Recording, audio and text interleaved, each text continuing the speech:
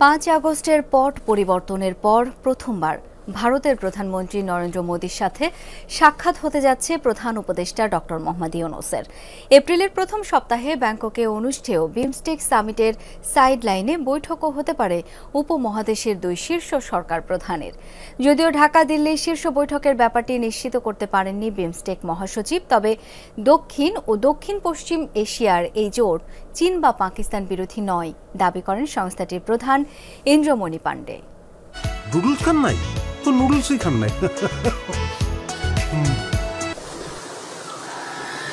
বাংলাদেশের দুই প্রতিবেশী ভারত ও মিয়ানমার সহ 7 দেশ নিয়ে 27 বছর আগে গঠিত আঞ্চলিক জোট বিমস্টেক।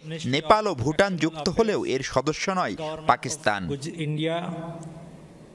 সংস্থাটির সদর দপ্তর ঢাকায় সাংবাদিকদের মহাসচিব জানান, 4 এপ্রিল ব্যাংককে হচ্ছে এবছরের শীর্ষ সামিট। প্রধান উপদেষ্টা ডক্টর মোহাম্মদ ইউনূস ও ভারতের প্রধানমন্ত্রী নরেন্দ্র মোদী সহ সদস্য দেশের সরকার প্রধানরা যোগ দিচ্ছেন তাতে।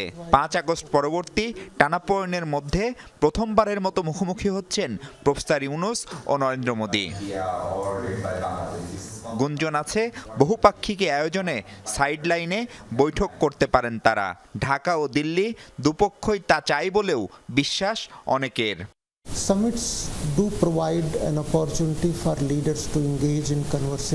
সদস্য দেশগুলো সরকার প্রধানদের দেখাতে হবেই, তবে আলাদাভাবে তারা বৈঠক করবেন কিনা সেটি নির্ভর করছে দুদেশের সরকারের ওপর।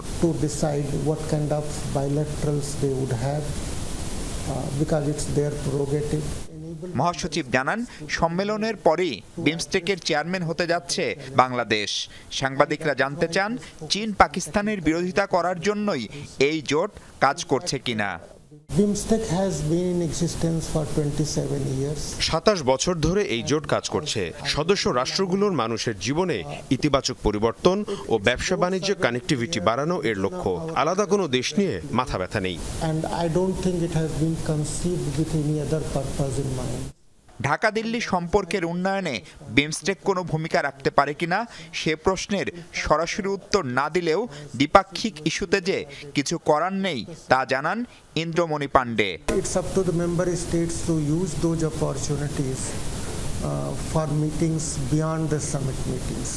মাহফুজ মিশু, যমুনা নিউজ, ঢাকা।